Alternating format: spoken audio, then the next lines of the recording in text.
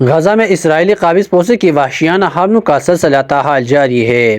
گزشتہ 24 گھنٹوں کے دوران 126 فلسطینی شہید کر دی۔ عرب میڈیا کے مطابق غزہ کے ساتھ ساتھ مغربی کنارے میں چھاپہ مار کارروائیوں کے دوران صہیونی فورسز نے مزید 6 فلسطینیوں کو شہید کر دیا۔ نابلس کے کئی گھروں کو بلڈوزر سے مسمار کر دیا گیا، جبکہ صہیونی فوج کے کئی نوجوانوں کو تشدد کا نشانہ بنا کر اپنے ساتھ لے گئی۔ اسرائیلی فوج کی جانب سے کی گئی بمباری سے صحافی یزان الزویدی جان بحق ہو گئے۔ اسرائیلی فوج کے ہاتھوں شہید ہونے والے صحافیوں کی تعداد 82 ہو گئی ہے۔